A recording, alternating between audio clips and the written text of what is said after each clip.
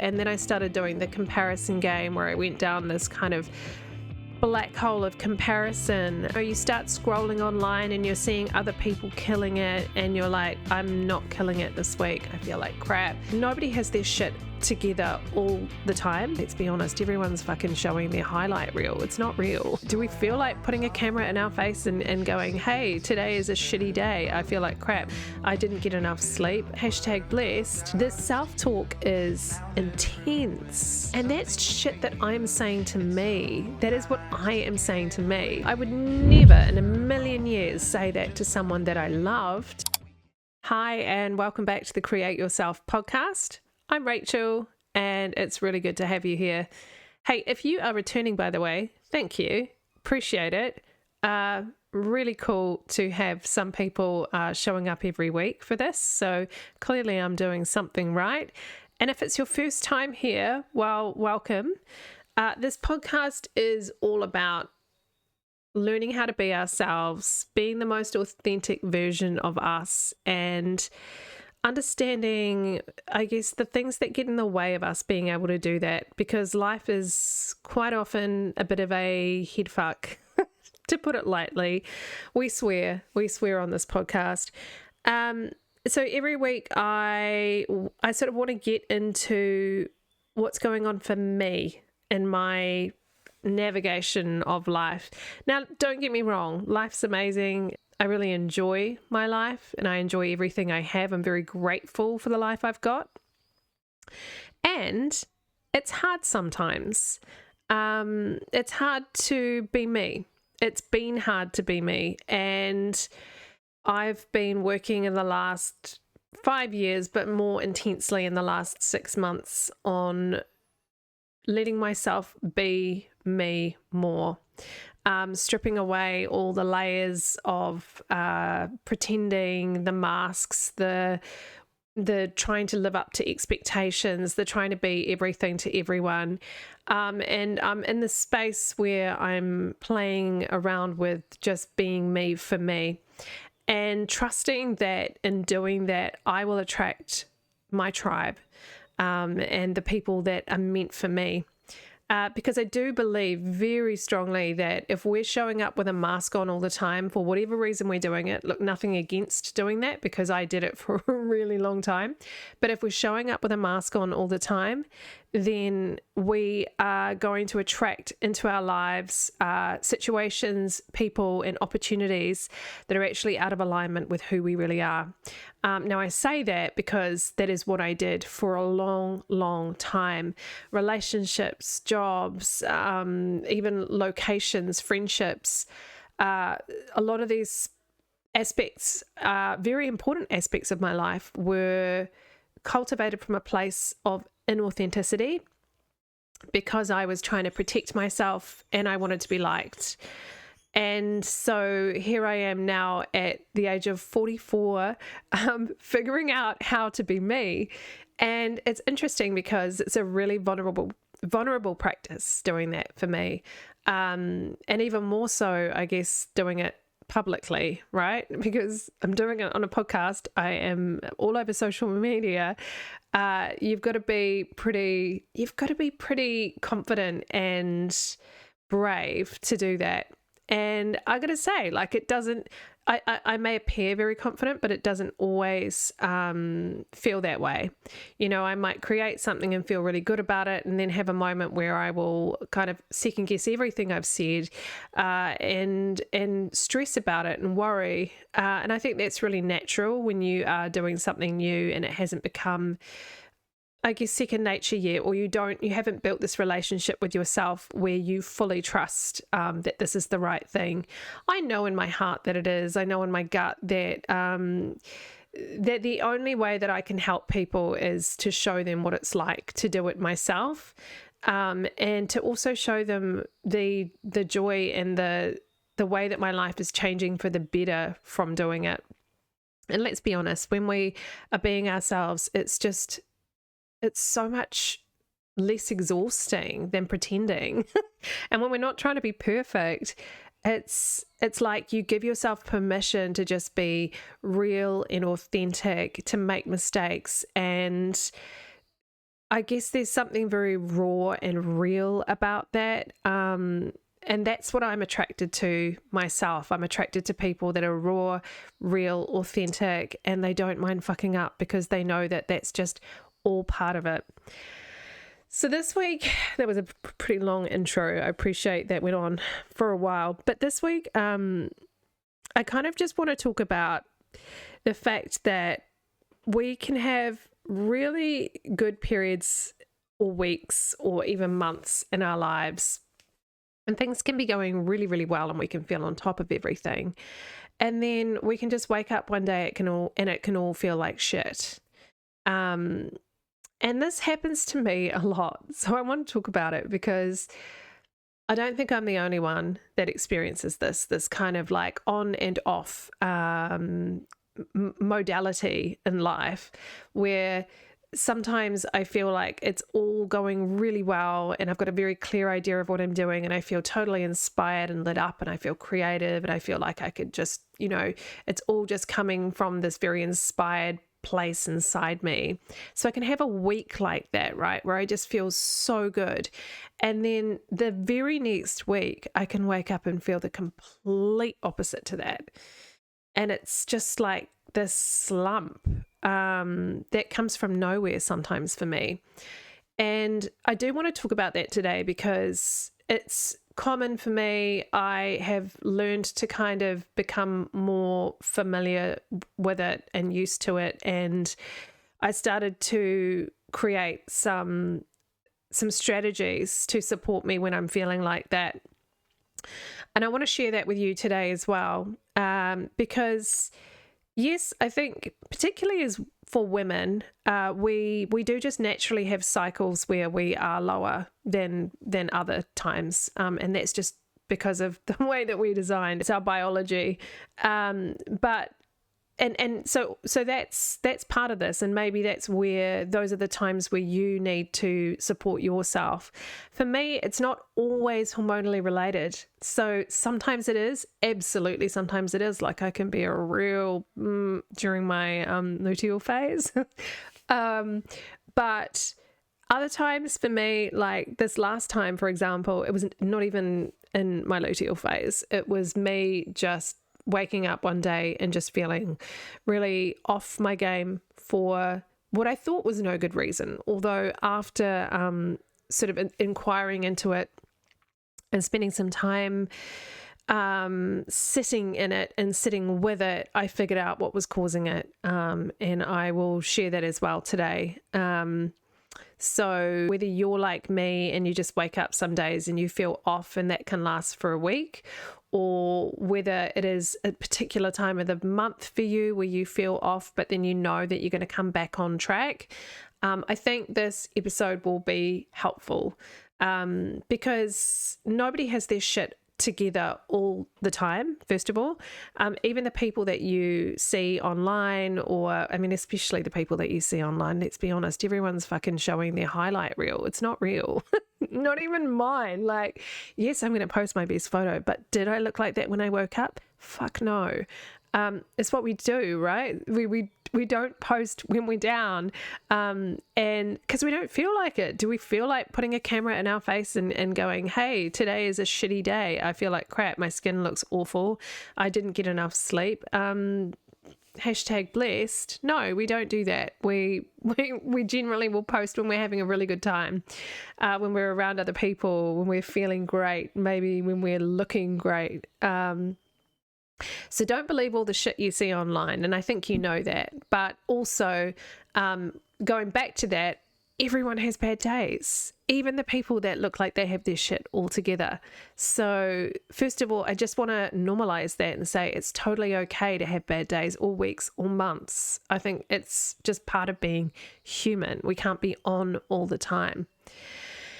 And so for me, what happened for me was I had a really, really good week a couple of weeks ago where I was just in my creative zone of genius. I just felt really good. I made 2 podcast episodes in 1 week.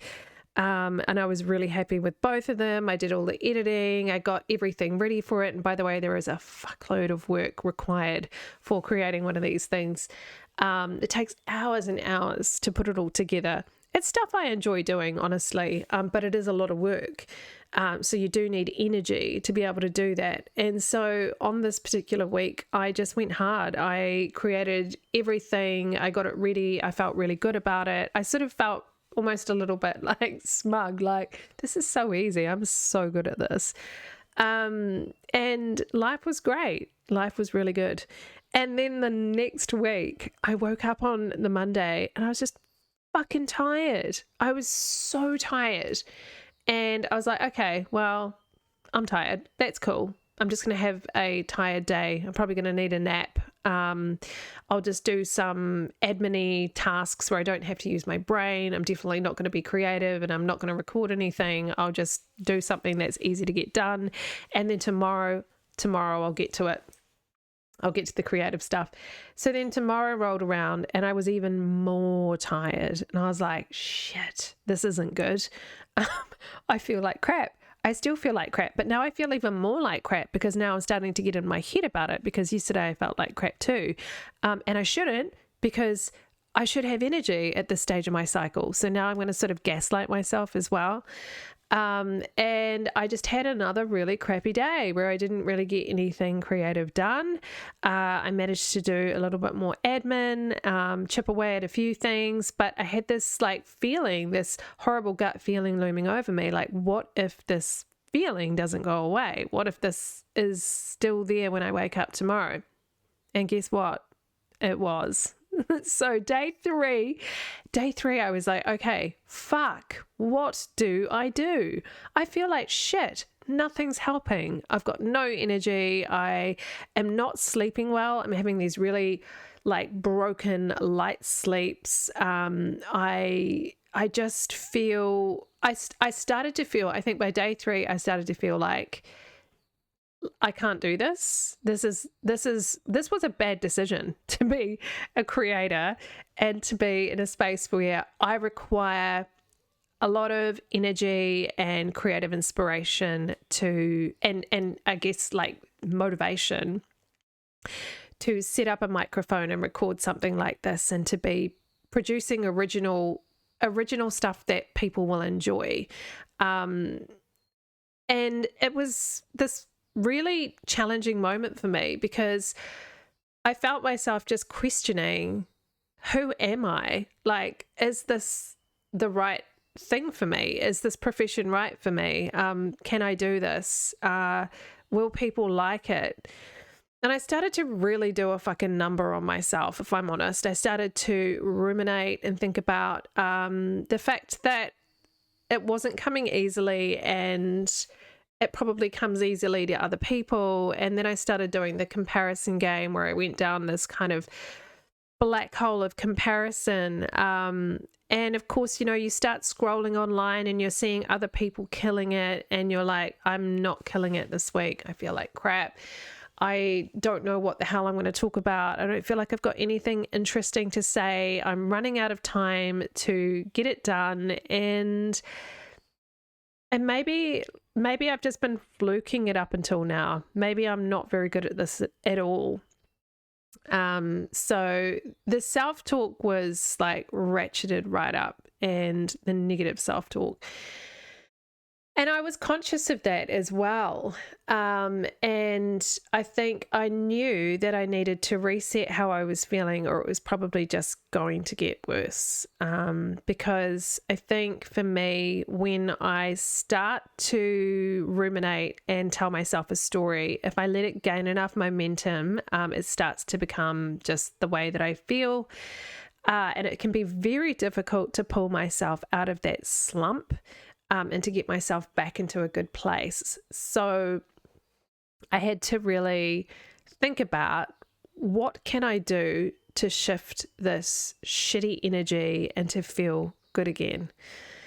And for me, I have a few things that I turn to when I'm feeling like this, because there will be certain things that I will do that will make it worse, and there will be things that I can do that will shift the energy. Now, it's not necessarily going to change everything immediately and make it all better, but what I think we need to do in these times, or what I needed to do, is to shift my headspace first, because I'm not going to feel inspired and I'm not going to feel positive from that negative place.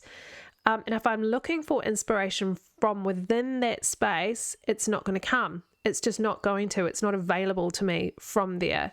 So I need to shift my energetic experience so that I can connect to something different inside me that's not available when I'm like this.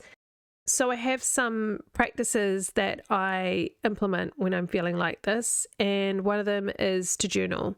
Now, journaling is just the best way for me to get out of my head, or to get the thoughts out of my head and get them on a page, because if they're stuck in my head and they're sort of circulating, they, as I said before, they start to, almost like a cyclone. It's like they start to pick up more thoughts and more thoughts and more thoughts until they become this really big, scary, swirling mess of thoughts that dictate the way that I feel in every moment.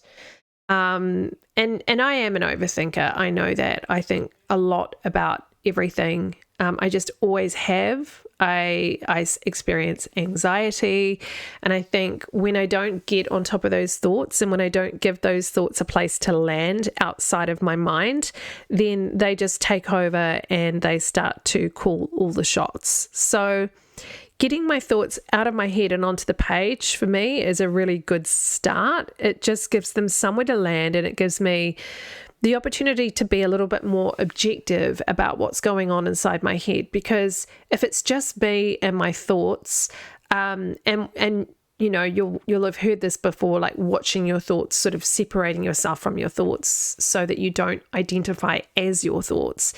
If it's just me and my thoughts, I will start to identify with them and see myself as my thoughts. So I won't be able to create a gap between what I'm thinking and how I'm feeling, and that just becomes who I'm being.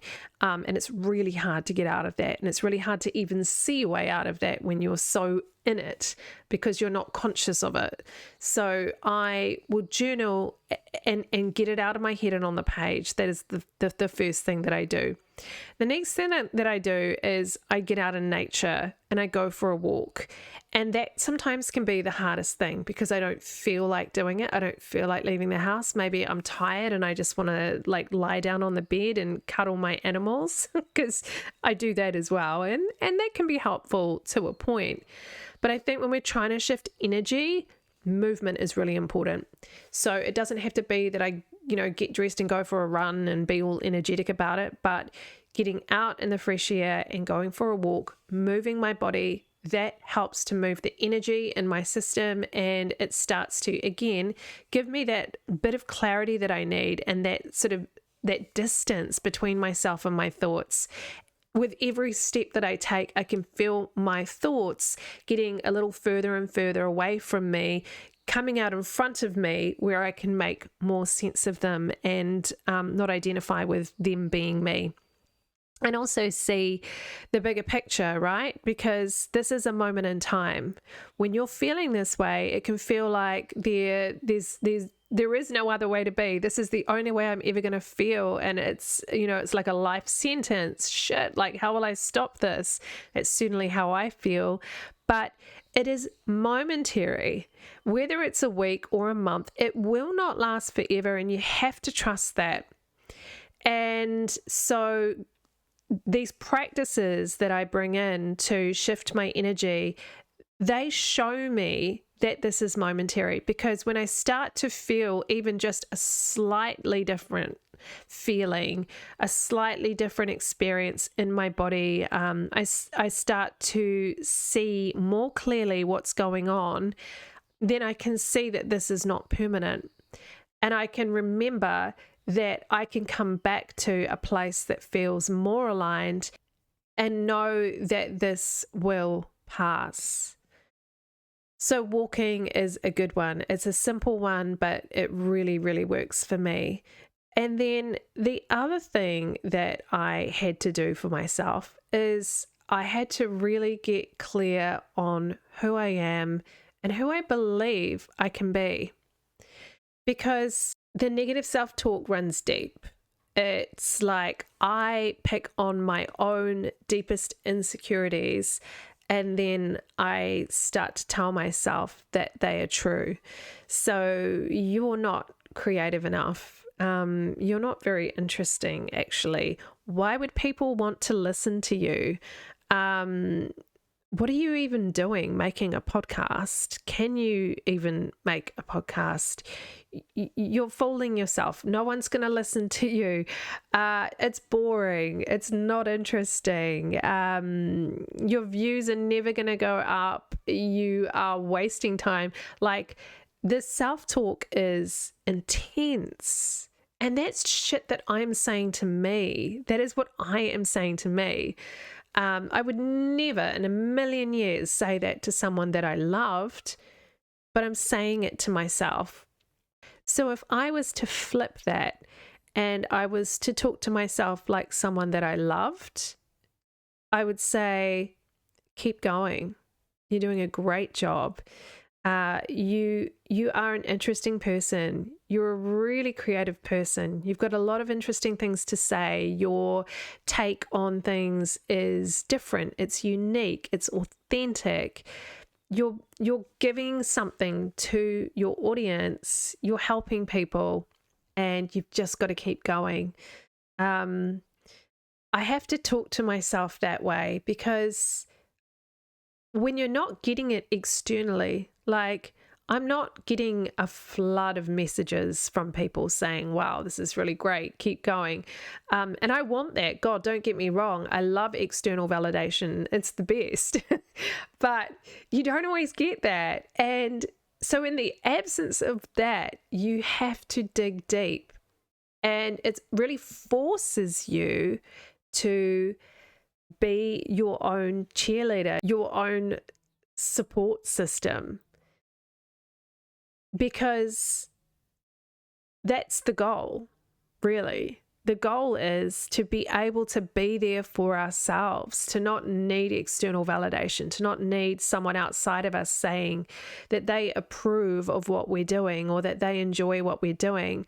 Like, the ultimate, I think, needs to be that we generate that experience from within ourselves. And then that experience comes back to us through the external world. I think that's how it works. But it has to come from in here first. It can't come from out there. And it's far more meaningful when it's from in here. But when you grow up as somebody that really requires or relies on that external validation, which I certainly did growing up, then it can be very hard to shift into self-validation. It can be very hard to take what you feel as the correct information and run with it. But we've got to do it, because there are just going to be times in life where we don't necessarily have the support of others, or we're doing things and we're not getting that feedback, that validation that what we're doing is the right thing yet. It has to be more about the way that we feel in doing the thing than the feedback we get from our external world. And I didn't know, like when I was creating these first episodes of the podcast, I didn't know if it was going to land, and I didn't know if it was going to be worth listening to. I didn't know if it was going to be helpful or whether people would enjoy it. I just had to create based on what I wanted to talk about and who I wanted to be, and how I wanted to show up for people and how I wanted to show up for myself. I had to take away this part of me that was hoping that I would get validated, that I would get feedback, that I would get people coming to me. And don't get me wrong, I've had some really beautiful feedback, especially in the last couple of weeks, as people have started to listen more. And it's been great. I've really loved that. But before I got that, and certainly, on weeks like last week, I need to be able to give it to myself. I need to be able to generate that experience from within me. And it can be really hard to do that. It can. But I think you've just got to remember that these challenging headspaces that we can find ourselves in are momentary. They don't last forever. And the energy can be shifted. When you shift the energy, the mindset shifts. It just flows with it. But you have to shift that energy first. And I think that's really, really key. So sort of thinking about the things that you do when you feel well, or things that make you feel good, and having that available to you when you feel like shit. And the key is you can't overthink it. You can't think about the thing and then think, I really want to do the thing, but I just don't feel like I have the energy to do the thing, and I'll do the thing when I feel well. That totally defeats the purpose, and it won't shift you from the space that you're in into the space that you want to be. So you have to do the thing, and then the feeling comes. And that's the fucking annoying thing about it, right? Because you want to feel inspired to do it and then do it. But it doesn't work that way. I don't think it works that way. I think you just have to trust yourself, do the thing, and then see your energy and your mindset shift as a result of that. So how do you do that? How do you move into doing the thing before you have the motivation or the feeling that makes you want to do the thing? For me, I will just trick myself into doing it, or I will force myself into doing it.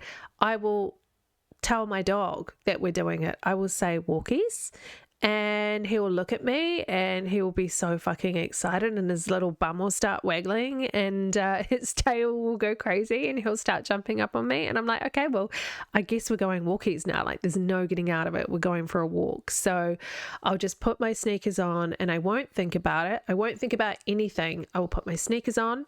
I'll grab my headphones, and I will get in the car, drive to the park, and go for a walk with the dog. And then the next thing I will do is I will put on a piece of music that shifts my energy. Now, this doesn't have to be something that you do when you're walking. For me, this can be something that I do when I'm at home or when I'm in the car and I am feeling a bit meh. I will put on a piece of music that I know is going to shift my energetic state. So usually it'll be something that is the right mood and the right fit. I highly recommend making a playlist that you can just draw on when you are feeling crappy, and just play the first song on that playlist and see what happens. If I am feeling extra energetic, I might even put on a playlist at home and just dance and move my body and physically get things moving. So just put the piece of music on and, you know, put some headphones in and feel that music in your body and feel what it does to listen to it. Like, feel your brain light up, and then allow your state to shift just naturally. This week I had this just amazing start to the week where I discovered all this really cool new music out of nowhere. It was like the algorithm just like blessed me. Maybe it knew that I really needed to feel better this week. I started my week by discovering a whole bunch of new music, and I just started playing that. I would get up in the morning and put it on really loud. And I would play it when I'm about to start work. So just to kind of get me in the right headspace. And I found that to be really, really helpful, because it was like I was reminding myself that there is another way to feel. There is inspiration in everything, including just playing a song. You can be inspired by that. Your body can respond to that. Your brain can light up by listening to a piece of music. So these are free tools, right? These are tiny little things that we can do. They don't cost anything, but you just have to do the thing without thinking. Okay, so that is key. If I could give you any advice, I like to, with my coaching clients, I talk about with them having a well-being menu, so that when you feel like shit, you can pull it up and you can look at it, and it's, say, 5 things on a list. Like for me, walking, journaling, listening to music, maybe having a hot shower, calling someone and speaking to someone that I love and that I know is going to make me feel better. So for you, you might have 5 other things that you can put on a list, but having a menu available to you so that when you are feeling like crap and you don't have the inspiration and you don't have the motivation, you can pull it up and look at it and go, okay, what's one thing on this list that I can do right now? What's one thing that will shift my energetic state that I can just do without thinking? Your brain, when you're in a headspace like that, usually will get fatigued by decision quite quickly. I know mine does, and that's a lot to do with the anxiety and the overthinking. I'm already tuning so much up here that I can't think of another thing, especially something to do to feel better. So just having that solid list that I can pull out and look at it and go, okay, so what's one thing on this list that I can do? I don't have to think about that. I just look at it, I choose something and I do it. And whatever, is most accessible or feels right in that moment. So just checking in with yourself, what feels good on that list, and then do it. Don't think about it, just do it. Because I promise you, if you do it that way around, the good feeling will come. So do the thing, feel the good feeling, and then be really kind to yourself. Acknowledge that you did that thing. Don't push yourself to do everything, right? Don't be hard on yourself and say, oh, but you should have gone to the gym and worked out for an hour, or you really should have gone for a run instead of that walk, or, you would have got so much work done today if you could have just none of that's helpful. None of that is helpful. So fuck that kind of self-talk off and just say to yourself, well done. I'm proud of you, man. You did that thing. You got up and you put your sneakers on and you went for a walk and it felt good. And I'm proud of you. We've got this. We can do this. Talk to yourself as though you were talking to your best friend, because the voice that is inside your head is the most important voice that you will hear. And if your voice in your head is negative and it's constantly berating you and telling you that you're not good enough, well, that starts to be the thing that you believe. And then that starts to reflect in the way that you show up and who you are being.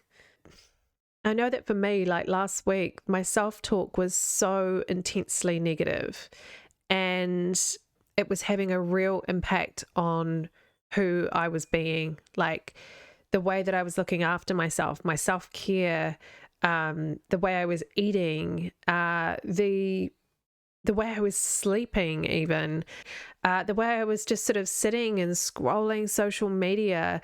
It's like I was doing things that were just perpetuating the experience and making things feel worse and worse, because the self-talk was telling me that I wasn't good enough. And I think, the part of me that wants to do well was too scared to shift that, because what if I did fail? What if I was right? What if my self-talk was right? You got to be so fucking careful about that voice, because even if you know that it's a voice in your head and it's, not necessarily true, even if you know that sort of from an intellectual perspective, your body doesn't know that. You start to really feel that and believe that. It's as though someone outside of you was pointing at you and saying, you're not good enough. So we have to rewire and shift the way that we speak to ourselves. I have to be really conscious about being kind to myself. I've had this feedback or been told this so many times in my life, Rachel, you're so hard on yourself. And I know this to be true. I do. And I'll say, yeah, I know I am really hard on myself. And then, if I think about the way that I speak to me, would I ever speak to a friend in that way? Would I ever speak to my son in that way? Hell no. No way. I would give them grace. I would say, hey, it's okay to have a down day. Hey, it's okay to not be perfect. It's okay to feel like shit. It's okay that you said something that you're not proud of. Whatever it is, it's okay because you're fucking human. But I can't do that for me. And so I'm working on that. This is a work in progress. And I think in using the tools that I talked about today, I can shift the headspace and move myself into something more positive. And once I can get those thoughts back into a better place and I can create some space back up in my head and I can create some calm in my body and in my nervous system, then I start to shift out of it and I come to a place that feels more aligned and more like my best self. And so I know that this is going to happen again. So I'm not fooling myself into thinking, well, this week's better and everything's okay. For me, it's very cyclical. So it's going to happen again for sure. I'm going to find myself in this slump again. But I know what to do when I get there. And I think the other part of this is the less resistance you bring when you're in that space, the less resistance you bring towards yourself, the faster it will pass. So if you are fighting against yourself and you're not allowing yourself to have a bad week and you're berating yourself with all of that negative self-talk, it will typically last longer. For me, that's definitely the case. Like if I'm on it myself and I start to become hyper aware that I should be doing this and I'm not doing that, then it just sort of sits there and lurks even longer. It's like I'm in this holding pattern until I can let go of the need to be something and just allow myself to be what I am. And then I will implement one of these strategies and shift my energy, and eventually I'll come back to a good place. I always do. I never stay there for too long. Although, there can be times in life where I can get down and stay down for a while. But lately it's been different. I don't have any major ailments. My health is pretty good. I'm happy with my career. I love doing this. I love creating this podcast. I love writing. I love being my own boss. This is where I'm supposed to be. This is what I love doing. And I know this in my heart. And so life is really, really good. But I know that, some weeks it's going to feel hard to connect to this feeling. And it's going to feel hard to see things through the eyes of the version of me that is here today. So I just have to remind myself that everything is temporary. It's okay to have a bad week or a bad couple of weeks or even a bad month, but it's temporary. It will pass and I will come back to this space because this is what my higher self wants for me.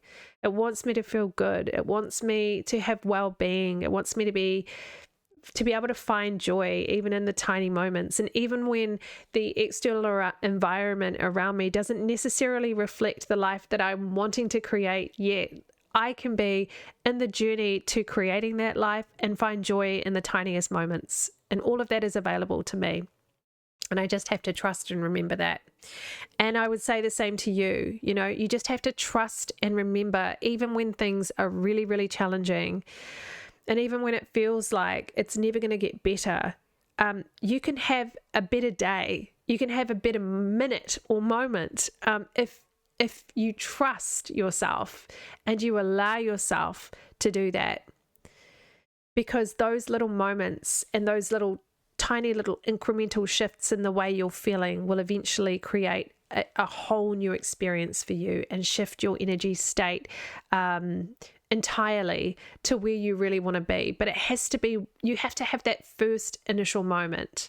You have to have that shift, that moment where you decide that I'm going to do one thing for me that feels good. Even if I don't feel like it, I can do this one thing and I trust that everything is going to be okay and that things will turn around. And we don't always have the evidence, right? You don't always have the evidence that things are going to get better. You just have to do the thing that makes you feel good. Just one thing. Just shift that energetic state. And eventually, little by little, piling these little tiny moments of joy on top of each other, we shift the way that we feel. We shift the energetic state. And we change the direction of our lives as a result. Kind of feel like that's where I want to leave it this week. Every week I give you a journaling prompt, and for this week, what I would like you to do, which is a little bit different, I want you to create your well-being menu. It doesn't have to be huge. It can just be 3 or 4 things on the page that you can turn to And just one of those things in the moment could shift your energetic state. So what are some things that could just give you that tiny shift in energy to get the ball rolling, to create some momentum, to move you out of the state that you're in? And remember, when you have that list there and you turn to that list, don't overthink it. Just pick one thing that feels like it's aligned for you and do it. Just do it. Trust that the feeling will come after you've taken the action. And if you do this, if you do create a wellbeing list and you have some insight or success with that you'd like to share, please comment and let me know. I would love to know how all of this is landing for you. Would you like more of anything, less of anything? I would really love to know. So please, if you have a moment to comment on the podcast, that would be awesome. And if you have just 1 minute in your day to jump on and write a review, give it a thumbs up on YouTube if you're watching on YouTube, it would mean a lot to me. I am building all of this from scratch, from obviously at home in my own bedroom. This is all me. It is a production, a cast of one. And so your support makes all the difference to me. So please jump on and give it a review, particularly if you feel like this podcast would help people. Share it. Share it with someone maybe that's having a shitty week that needs to know they're not alone. And I hope you have a really good week ahead. However you're feeling, it's all okay. Thanks again for your attention. It means a lot to me, and I will look forward to seeing you on the next one. Bye.